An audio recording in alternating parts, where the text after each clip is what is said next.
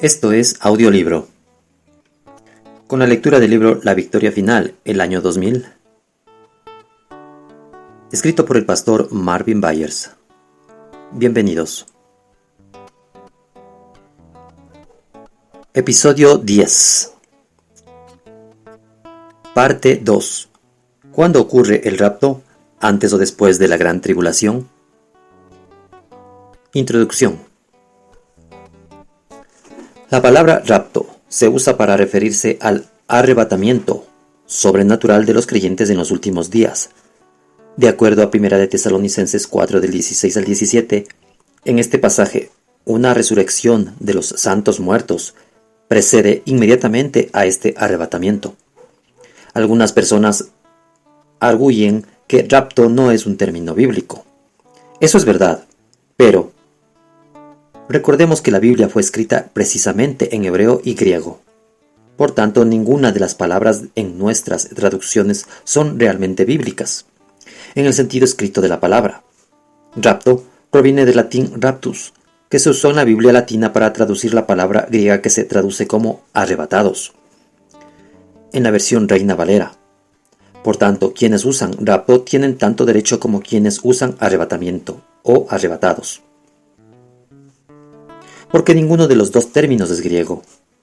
Así, en vez de discutir cuál palabra usamos, entendamos que, aunque la palabra rapto no aparece en nuestra traducción de la Biblia, el concepto de un rapto sí es un concepto bíblico. Se refiere a lo que Pablo llama nuestra victoria sobre la muerte en 1 Corintios 15, del 51 al 55. Pablo también dice que el último enemigo que será conquistado es la muerte en 1 Corintios 15, 26. Para la Iglesia, esa será la victoria final. En la Iglesia existen dos posturas doctrinales muy diferentes en cuanto al tiempo del rapto. Algunos creen que el rapto ocurrirá antes de un tiempo de gran tribulación y otros creen que ocurrirá después de ese tiempo. En la parte 2, consideraremos la evidencia bíblica de ambos lados de este criterio o crítico asunto, sin importar nuestra persuasión doctrinal. En cualquier tema, es importante que siempre acudamos al Señor y a su palabra con un corazón abierto. La gran tribulación y el rapto son temas tan importantes para muchos sectores de la Iglesia que todos nosotros con un corazón honesto y sincero debiéramos considerar cuidadosamente la evidencia bíblica.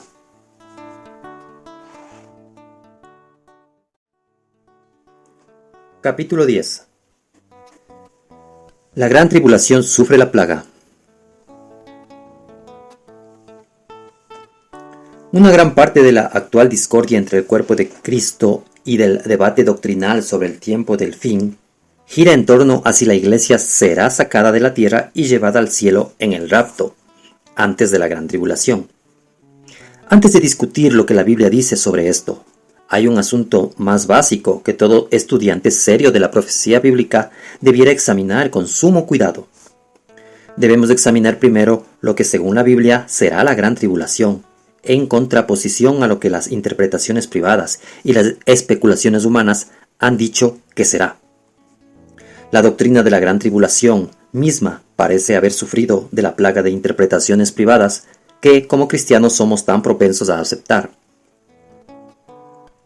En esta coyuntura tan crítica en el mensaje de este libro, quiero animar a todo lector y oyente a hacer a un lado toda idea preconcebida y que esté dispuesto a limitar honestamente lo que cree a lo que la Biblia declara con claridad. Muchos cristianos han criticado a las sectas por basar doctrinas en un solo verso de la Escritura, tomado fuera de contexto. Desafortunadamente este mal no es único en las sectas, es una debilidad común a la mayoría de cristianos.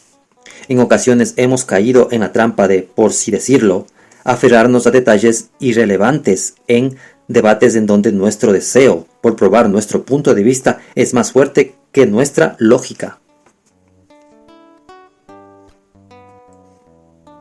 Parece como que varias doctrinas que comúnmente creen los cristianos nacidos de nuevo solo siguen existiendo porque sus creyentes no aceptan el criterio bíblico para la doctrina sana. Dado que hay una sola verdad, No necesitamos ser grandes pensadores para entender que es imposible que la Biblia confirme tantas doctrinas tan contradictorias. ¿Cuál es nuestro error? A veces se abrazan doctrinas que no se fundamentan en las 5 columnas doctrinales que la Biblia revela. ¿Cuáles son? En Lucas 24, del 44 al 45, Jesús abrió el entendimiento que los discípulos tenían de las Escrituras. Es importante notar que allí Jesús basó su propia doctrina en 3 columnas muy fuertes. 1. La ley de Moisés. 2. Los profetas. Y 3. Los salmos. Jesús es nuestro maestro y ejemplo. Por tanto, nos corresponde seguir su ejemplo y basar nuestra doctrina en estas mismas 3 columnas. En el Nuevo Testamento aparecen otras 2 columnas confiables de doctrina sana. La primera, la vida y enseñanzas de Cristo. Y la segunda, la vida y enseñanzas de Pablo. Pablo exhorta: hermanos, sed imitadores de mí y mirad a los que así se conducen, según el ejemplo que tenéis en nosotros. Filipenses 3:17. Así como, seguramente, eliminaríamos la confusión sobre los últimos días si rechazáramos las interpretaciones privadas, igualmente resolveríamos la mayoría de conflictos doctrinales en la Iglesia hoy si nos limitáramos a aquellas doctrinas que son apoyadas firmemente por estas 5 columnas. Es entendible por qué hay tanto conflicto doctrinal actualmente, porque algunas doctrinas se basan en un solo verso y otras ni siquiera tienen tanto fundamento. Si algo vale la pena creerlo, podemos estar seguros que el Señor lo ha repetido en estos 5 lugares clave. Si lo que creemos es doctrina bíblica sana, nunca hay necesidad de aferrarnos a una escritura nebulosa como texto prueba de nuestra creencia. Con esto en mente, examinaremos primero todo lo que el Nuevo Testamento dice acerca de la gran tribulación y luego examinaremos algunas escrituras del Antiguo Testamento que se relacionan con este tema. Actualmente en la Iglesia muy rara vez se usa el Antiguo Testamento como parte del cimiento de lo que se cree acerca de la gran tribulación en los últimos días. Es más, hoy muy poco de la doctrina popular sobre el fin se basa en escrituras del Antiguo Testamento. Sorprendentemente, la gran tribulación sí aparece allí, como debiera ser. Si el Señor quería que basáramos nuestra doctrina en las 5 columnas doctrinales descritas, después de pasar más de 50 años en la Iglesia evangélica, he llegado a la conclusión que mucho de lo que se cree sobre los últimos días se basa únicamente en versos aislados del Nuevo Testamento. A menudo se interpreta esos versos de forma que contradice el pasaje del Antiguo Testamento, de donde provinieron. Algo aún más asombroso y molesto es que muchas doctrinas populares sobre el fin no solo ignoran lo que el Antiguo Testamento revela sobre la gran tribulación, sino que también ignoran lo que el Nuevo Testamento mismo nos dice. Generalmente en la Iglesia actual, la gran tribulación es uno de los temas centrales en cualquier enseñanza que trate sobre los últimos días. El Nuevo Testamento griego entero se refiere a gran tribulación únicamente 4 veces. Este énfasis es mínimo comparado con el tremendo énfasis que nosotros le hemos dado al tema. Nuestro énfasis excesivo se vuelve más obvio al examinar lo que dice el Nuevo Testamento sobre la gran tribulación.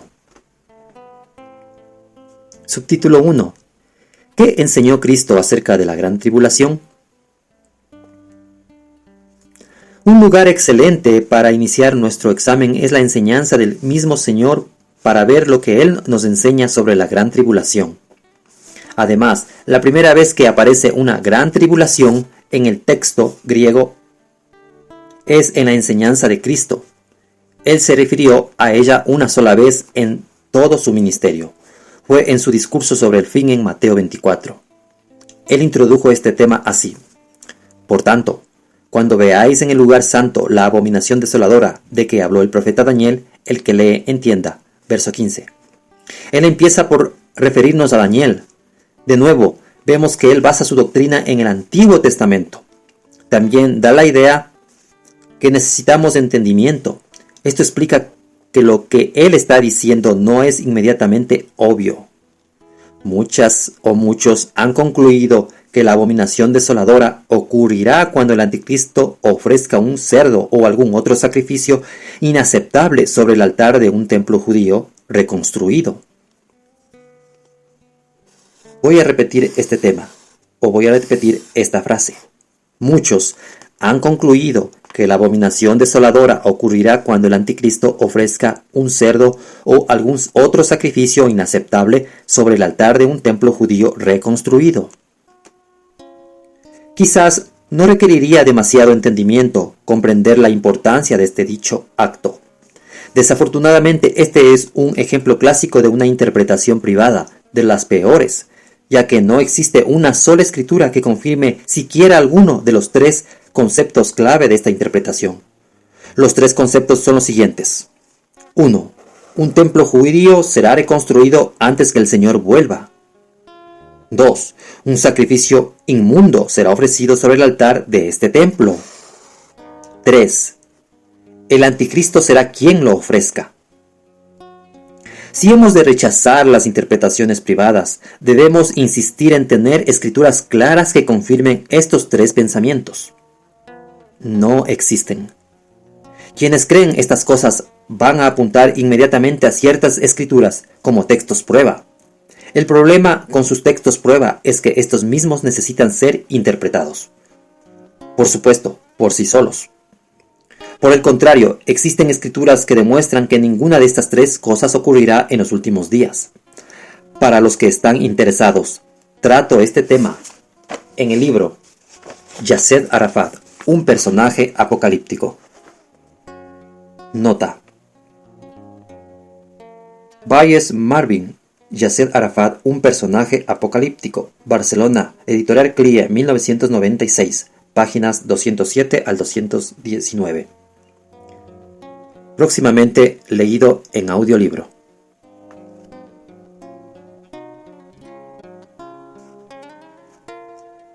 Continuamos.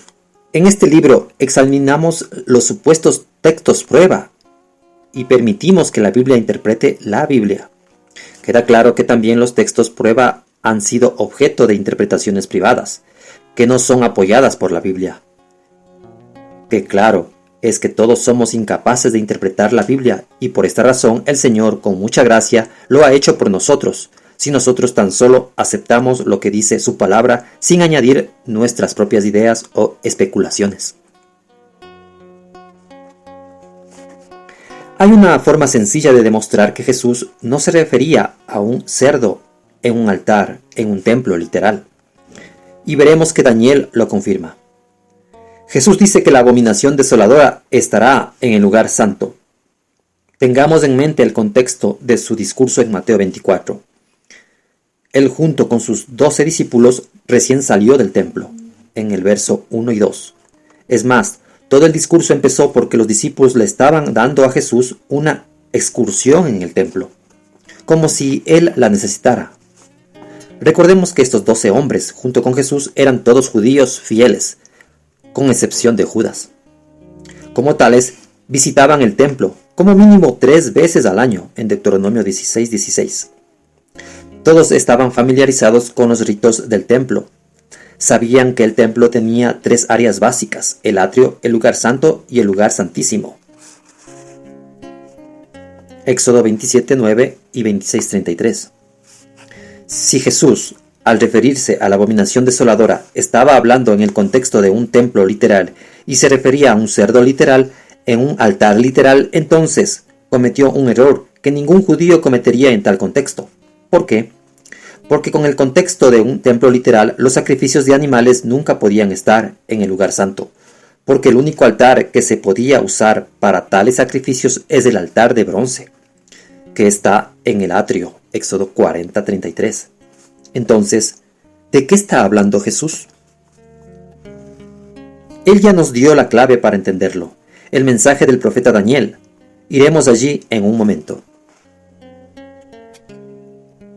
Luego Jesús da instrucciones a una advertencia. Él explica lo que se debe hacer al ver la abominación.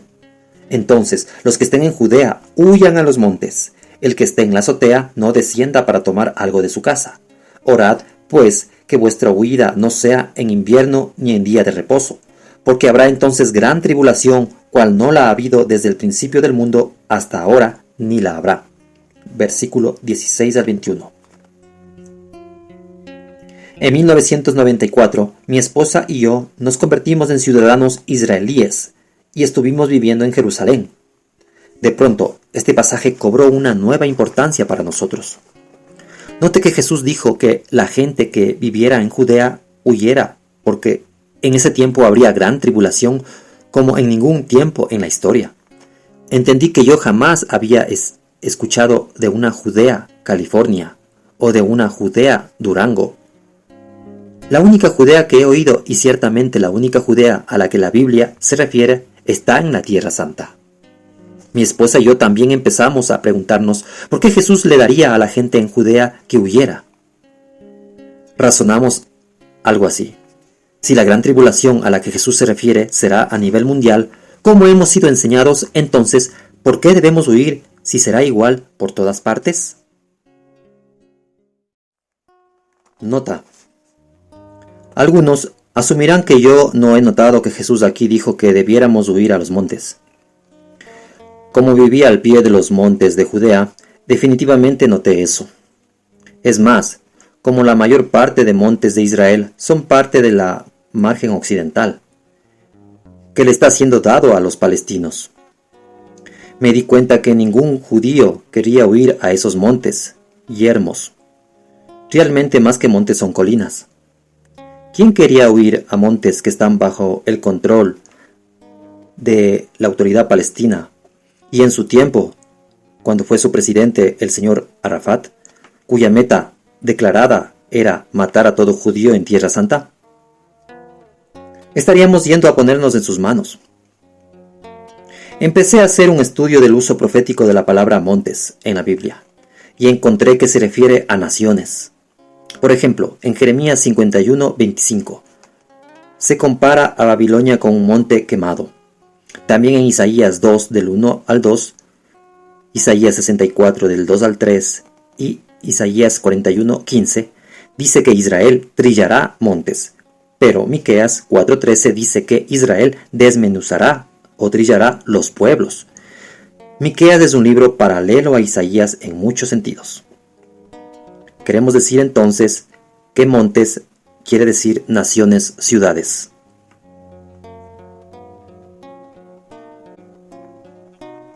Continuamos.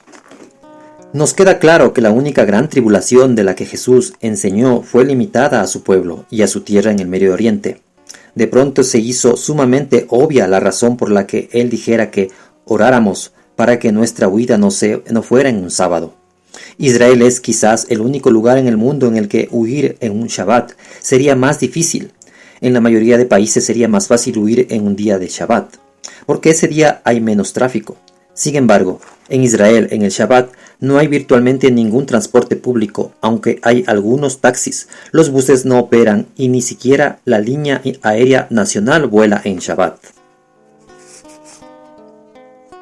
En vez de basar este entendimiento revolucionario sobre la gran tribulación en conclusiones que podríamos o no obtener por las palabras de Jesús, debiéramos seguir con el consejo que el Señor implicó y volver al profeta Daniel. Al hacerlo, quedaría claras varias cosas. Para poder determinar el pasaje de Daniel al que el Señor se refiere, necesitamos encontrar 5 detalles en el mensaje de Daniel, preferentemente los 5 en el mismo pasaje. Debemos encontrar: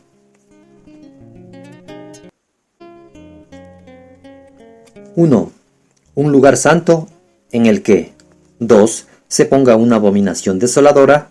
3. Una gran tribulación como ninguna otra en la historia. 4. Esta tribulación será iniciada por la abominación. Y 5. Esta tribulación viene específicamente sobre Israel. Considere estos 5 puntos según aparecen en Daniel.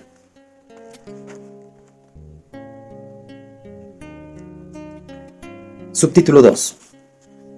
Daniel es la clave para la enseñanza de Cristo sobre la gran tribulación. 1. El único lugar santo del que Daniel habla es la ciudad de Jerusalén. Daniel oraba así: Oh Señor, conforme a todos tus actos de justicia, apártese ahora de tu ira y tu furor de sobre tu ciudad Jerusalén, tu santo monte. Daniel 9:16. Él alude de este monte santo 4 veces en su libro, en Daniel 9:16, 20:24 y 11:45. 2. En cuanto a la abominación, la traducción correcta del hebreo es la abominación que causa desolación, en Daniel 11:31, versión NIV, o la abominación de la desolación, Daniel 11:31, versión LBA. En este pasaje, Daniel dice que las fuerzas armadas de un líder político perverso en el tiempo del fin quitarán el sacrificio diario y establecerán esta abominación. Daniel da más de 80 detalles acerca de este líder y lo llama un cuerno pequeño. Daniel capítulo 7 y 8.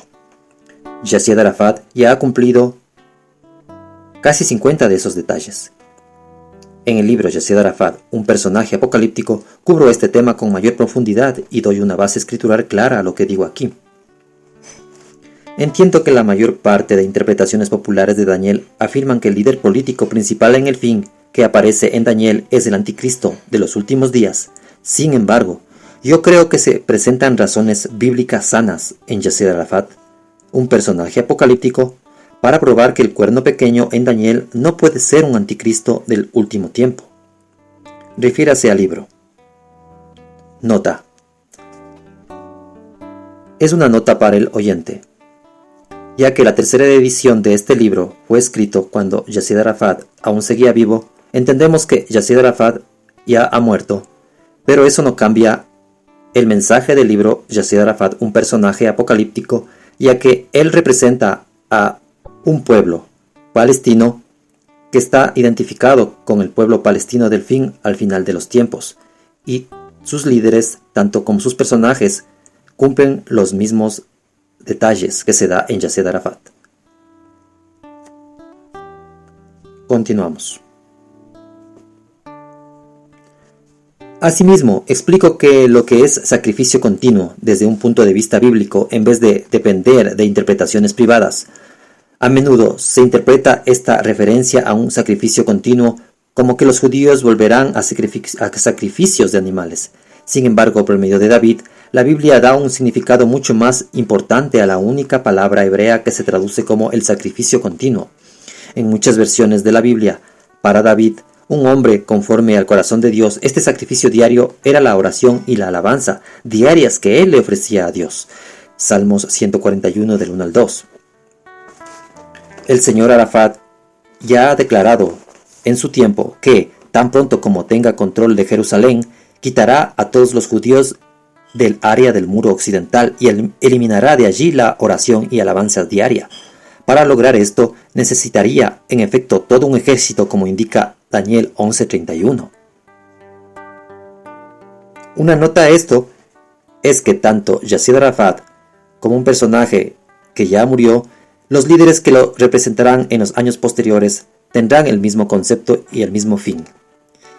Ellos anhelan Jerusalén y para ello lograrán lo imposible, como quitar del área de los judíos del muro occidental las alabanzas diarias que se ofrecen ahí.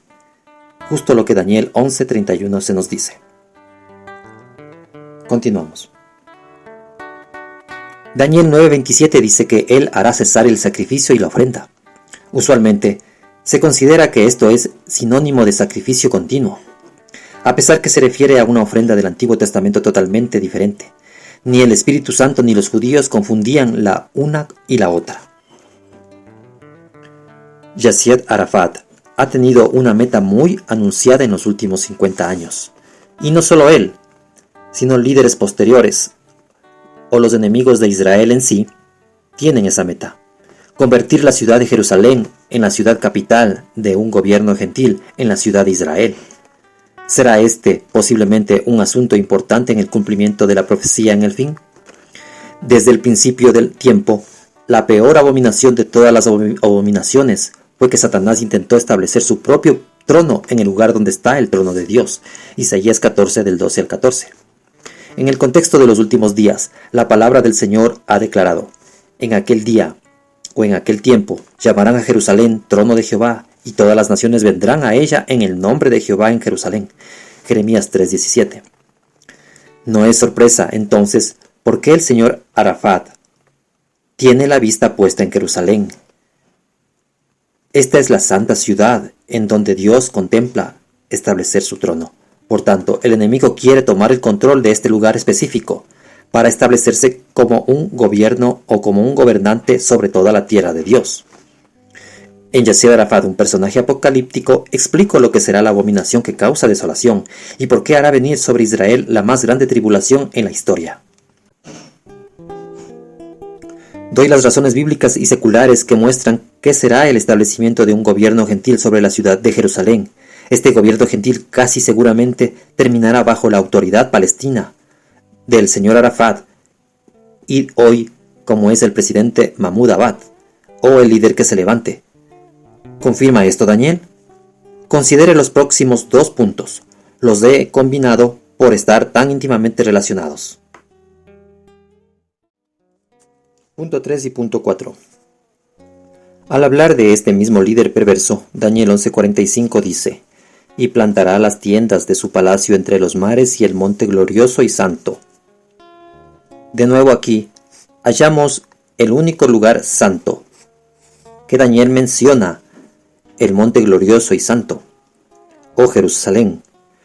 Como lo define Daniel 9:16, un palacio es el lugar del trono de un rey o la sede de un gobierno. En este verso vemos que este líder malvado establecerá su sede de gobierno en Jerusalén.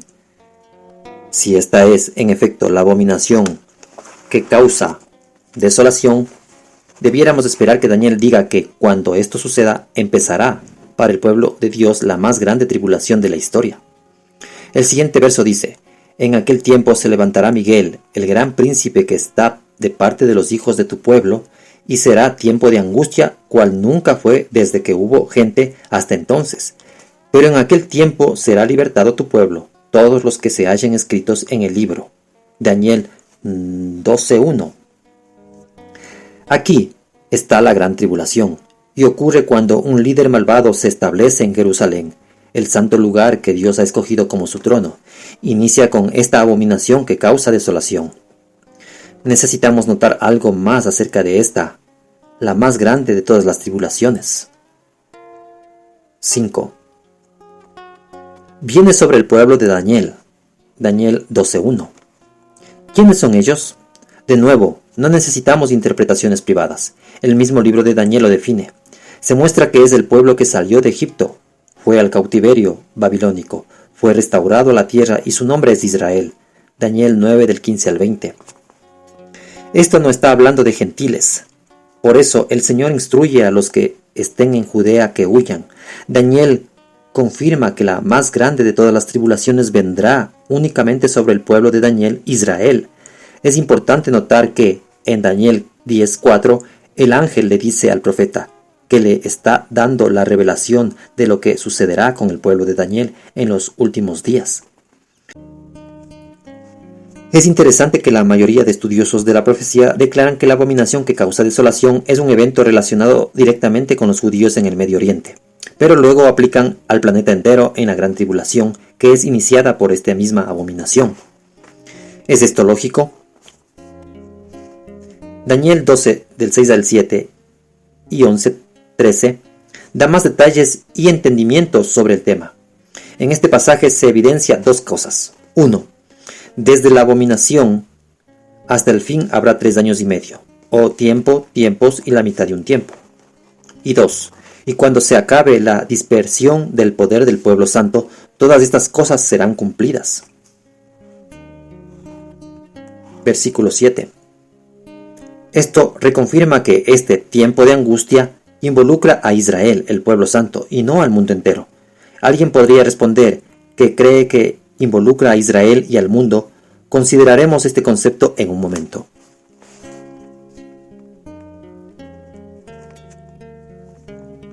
Subtítulo 3. ¿Qué revela Esteban acerca de la gran tribulación? En su defensa, antes de ser martirizado, Esteban también habló de la gran tribulación. Él usó exactamente las mismas palabras griegas que aparecen en la alusión de Cristo a gran tribulación en Mateo 24:21. A pesar de ello, pocas versiones de la Biblia traducen las palabras de Esteban como gran tribulación. Esteban dice: «Vino entonces hambre en toda la tierra de Egipto y de Canaán, y grande tribulación, y nuestros padres no hallaban alimentos». Hechos 7:11. ¿Será posible que algunos traductores no hayan querido confundirnos y por eso no tradujeron esto como gran tribulación? La verdad es que de las 4 referencias a gran tribulación en el Nuevo Testamento, esta se refiere a un evento histórico, lo que le sucedió a Israel en Egipto. Como vimos, la primera mención de gran tribulación es en Mateo 24 y se refiere a lo que le sucederá a Israel en el fin. ¿Podría este ser otro ejemplo que el principio se repite en el fin? Israel se halló en gran tribulación al principio de los tratos de Dios con ellos, y se hallará de nuevo en ella al final de los tratos de Dios con ellos, en estos últimos días. La declaración de Esteban realza otro punto notable en cuanto a la gran tribulación en el Antiguo Testamento. Si regresamos a Éxodo, a la historia a la que Esteban se refiere, podemos determinar cuál palabra hebrea corresponde a la palabra griega tribulación que Esteban y el Nuevo Testamento usan. Esta palabra aparece en Éxodo 5:19. Los capataces de los hijos de Israel se vieron en aflicción. Si examinamos cada pasaje del Antiguo Testamento en donde aparece esta palabra, veremos que siempre es Israel quien está en esa aflicción, no el mundo. Nota algunos ejemplos: Nehemías 1:3, Jeremías 16:10, Jeremías 32:42, Daniel 9:12. Subtítulo 4. ¿Qué revela el libro de El Apocalipsis acerca de la gran tribulación? Las otras 2 referencias a gran tribulación aparecen en el libro del Apocalipsis.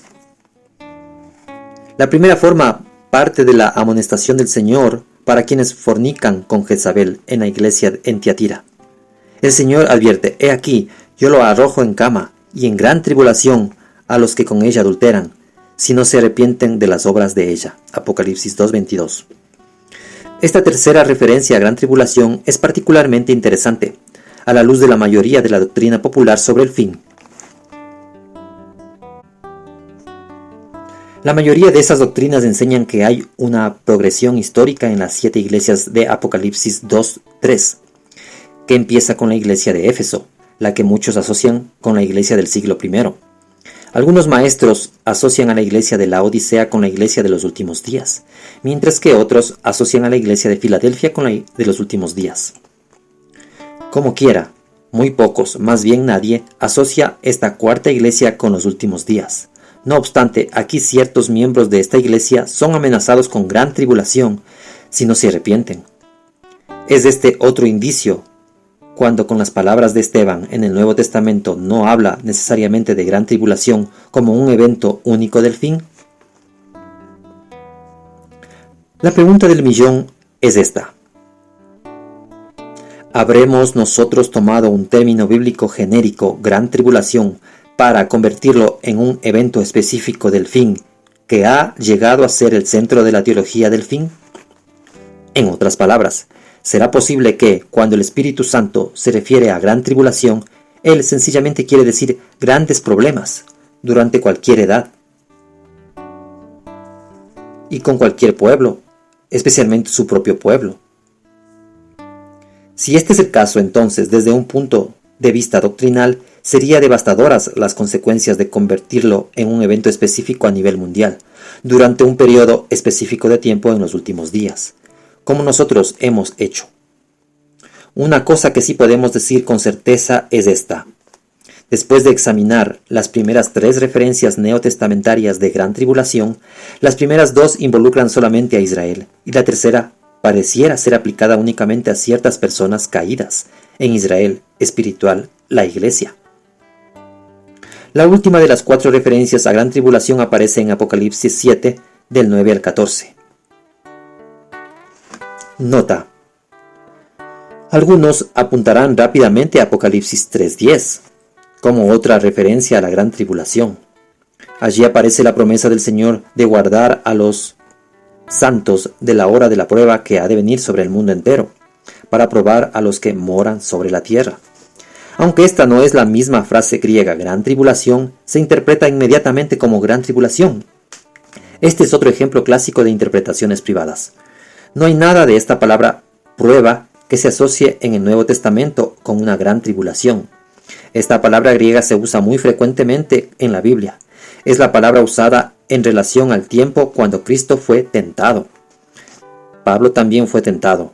Pedro dice que debemos esperarlo, primera de Pedro 4:12. Y Santiago dice que el hombre que pasa por tentación es bienaventurado, y que debiéramos tener por sumo gozo experimentarla, Santiago 1 del 2 y 12. Pedro también dice, ¿sabe el Señor librar de la tentación a los piadosos? Segunda de Pedro 2:9. Por tanto, decir que ser guardado de la hora de la prueba significa ser guardado de la gran tribulación es una interpretación privada, totalmente fuera de contexto del Nuevo Testamento y cuanto mucho una suposición arriesgada. Continuamos. Apocalipsis 7, 9 al 14. Allí Juan ve una gran multitud de cristianos, la cual nadie podía contar, de todas las naciones y tribus y pueblos y lenguas que estaban delante del trono. Él pregunta, ¿de dónde vinieron? Y le dicen, estos son los que han salido de la gran tribulación y han lavado sus ropas y las han emblanquecido en la sangre del Cordero. Estoy familiarizado con las muchas interpretaciones privadas en cuanto a quiénes son estas personas y cómo es posible que salieron de la gran tribulación, tomado como un evento específico sobre el fin. Hallo dos problemas con estas interpretaciones. Primero, no existen escrituras claras que las confirmen. Segundo, Jesús dijo, en el mundo tendréis tribulación. Juan 16 al 33, versión LBA. Los creyentes de todas las edades pueden esperar tener tribulación. No todos tendrán gran tribulación, pero todos tendrán tribulación. Aunque gran tribulación aparece solo en 4 versos del Nuevo Testamento, la palabra griega tribulación aparece en 43 versos. Por lo menos en 41 de ellos son los creyentes quienes experimentan esa tribulación. Muchos han experimentado gran tribulación, según registra Hebreos 11 del 34 al 39. Al hablar de muchas grandes personas de fe, dice que ellos apagaron fuegos impetuosos, evitaron filos de espada, sacaron fuerzas de debilidad e hicieron fuertes en batallas. Pusieron en fuga ejércitos extranjeros. Las mujeres recibieron sus muertos mediante resurrección, mas otros fueron atormentados, no aceptando el rescate, a fin de obtener mejor resurrección. Otros experimentaron vituperios y azotes, y a más de estos prisioneros y cárceles. Fueron apedreados, aserrados, puestos a prueba, muertos a filo de espada. Anduvieron de acá para allá, cubierto de pieles de ovejas y de cabras, pobres, angustiados, maltratados, de los cuales el mundo no era digno, errando por los desiertos, por los montes y por las cuevas, y por las cavernas de la tierra. Y todos estos, aunque alcanzaron buen testimonio mediante la fe, no recibieron lo prometido. Me pregunto, si alguno de estos estarán dentro de esta innumerable multitud que salió de gran tribulación.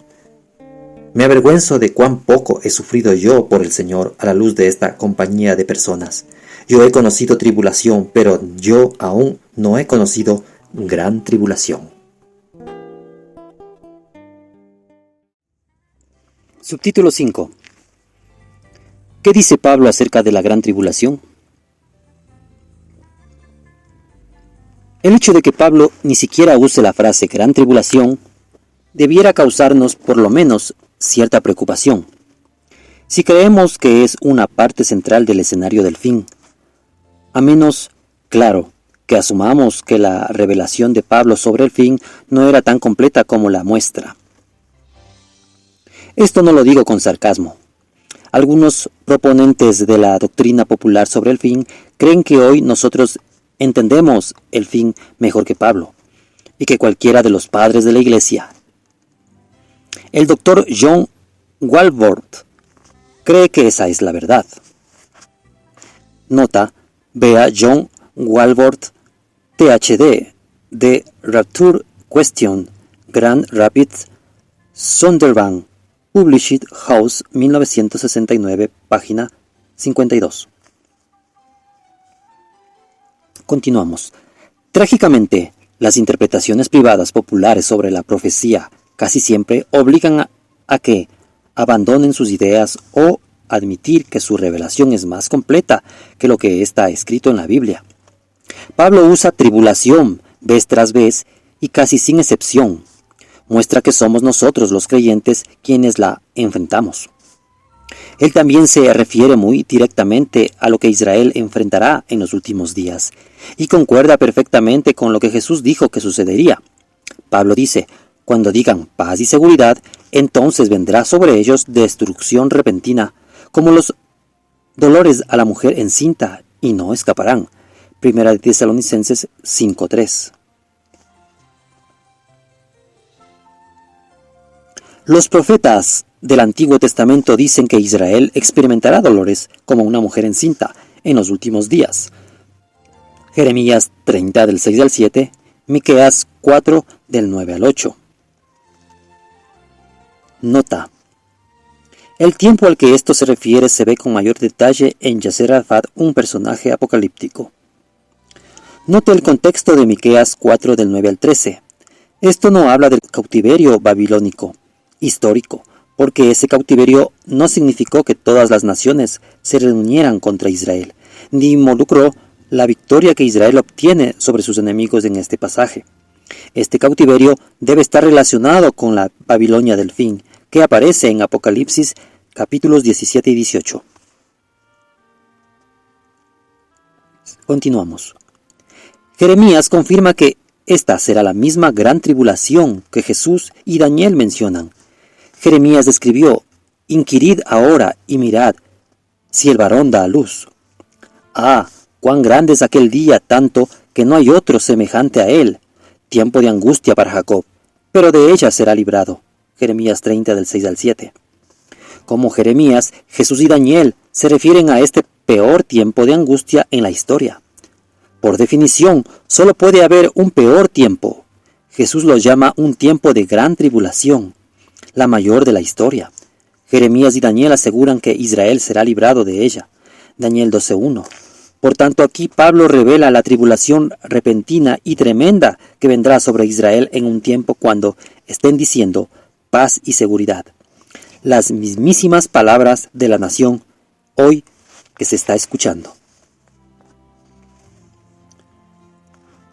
Note también que Pablo habla esta declaración específica en el contexto de su explicación del fin y del rapto. Primera de Tesalonicenses, capítulo 4, versículos 15 y capítulo 5, versículo 3.